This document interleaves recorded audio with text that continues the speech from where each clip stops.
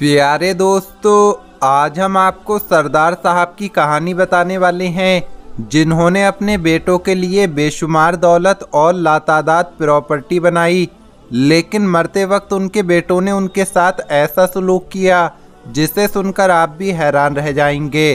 तो दोस्तों, मरते वक्त सरदार साहब के बेटों ने उनके साथ क्या किया और उनकी मौत कैसे हुई, आइए आपको बताते हैं। लेकिन उससे पहले अगर आपने इस वीडियो को लाइक नहीं किया है तो इसे लाइक करें। अगर आपने अभी तक हमारे YouTube चैनल को सब्सक्राइब नहीं किया है तो चैनल को सब्सक्राइब करके बेल आइकन भी दबा दें। तो चलिए शुरू करते हैं। दोस्तों, आज हम आपको जिन सरदार साहब की कहानी बताने वाले हैं, उनके 3 बेटे और 4 बेटियां थीं। शानदार कारोबार, बैंक बैलेंस, गाड़ी बंगले के साथ साथ बेशुमार प्रॉपर्टी उनके नाम थी। सरदार साहब ने ये पैसा बहुत मेहनत से कमाया था। इसमें हलाल मेहनत भी शामिल थी और हराम मेहनत भी शामिल थी। तिनका तिनका जोड़कर और लोगों का हक मार मार कर इतनी दौलत इकट्ठा करने के पीछे उनका एक ही मकसद था कि मैं अपनी औलाद के लिए कुछ कर जाऊं। वो ये बात बड़े फ़क्र से बताते थे कि मैं ये सब कुछ अपनी औलाद के लिए कर रहा हूँ। मैं चाहता हूँ उन्हें ज़िंदगी में कोई तकलीफ़ ना हो, वो शाहाना ज़िंदगी गुजारें, मेरे बुढ़ापे का सहारा बने, मेरे मरने के बाद मेरी मग़फ़िरत की दुआ करें और लोग मेरी औलाद को देखकर रश्क करें कि सरदार साहब की औलाद साहिबे हैसियत, नेक और फर्माबरदार है। वक्त गुजरता गया, औलाद की तालीम मुकम्मल हो गई। 3 बेटियों की शादी बैरून मुल्क कर दी, जबकि एक बेटी की शादी पाकिस्तान में ही एक जज के साथ कर दी। सरदार साहब ने 2 बेटों को कारोबार में लगा दिया और एक बेटा जॉब करने लगा। अब सरदार साहब मुतमईन होकर घर बैठ गए। अब तक सब कुछ उनकी मर्जी और सोच के मुताबिक हो रहा था, लेकिन अब वक्त बदलने वाला था। सरदार साहब ने जो माल जमा किया था उसका हिसाब देने का वक्त आ गया था।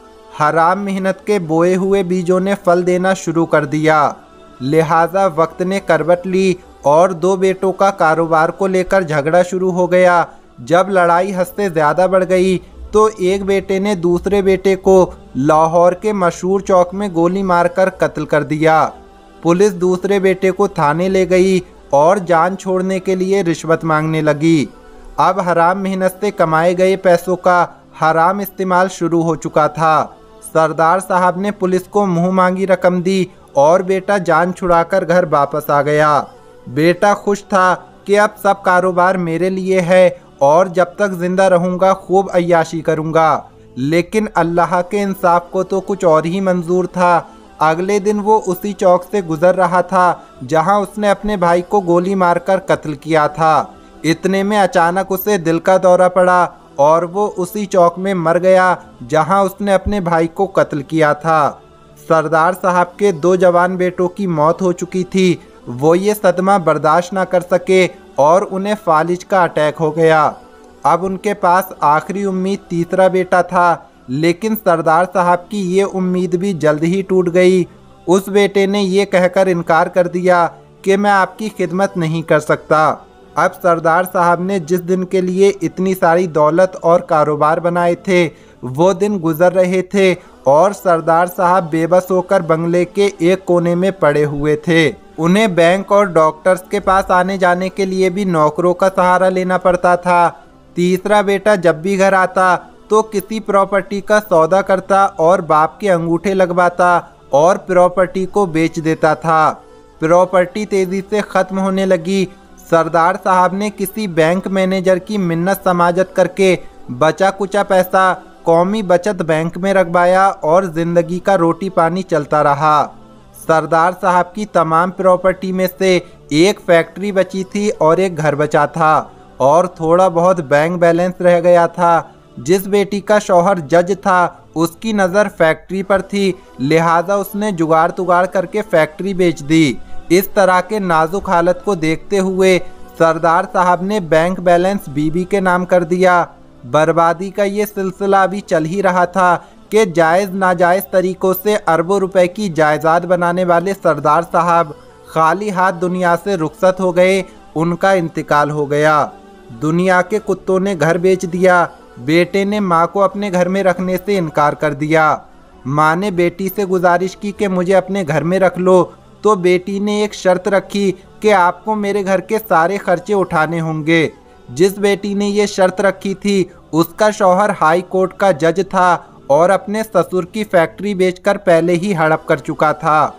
माँ को कौमी बचत बैंक से जो कुछ पैसे आते थे, माँ ने उन पैसों से बेटी के घर के सारे खर्च उठाने शुरू कर दिए और बेटी उसके बदले में माँ को 2 वक्त की रोटी देती थी। माँ दुखी थी।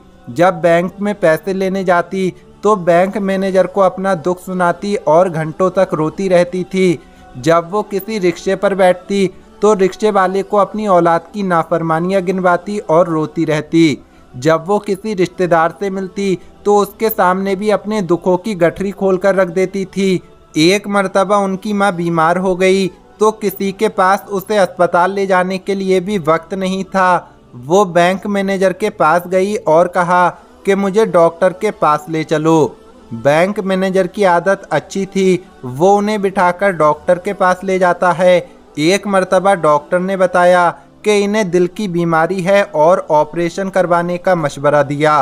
पाकिस्तान में मौजूद उनके बेटे और बेटी ने इलाज करवाने से इनकार कर दिया, जो बाप की अरबों रुपए की जायदाद बेचकर हजम कर चुके थे। आखिरकार बैरून मुल्क रहने वाली एक बेटी के दिल में रहम आ गया और उसने माँ को इलाज के लिए अपने पास बुला लिया।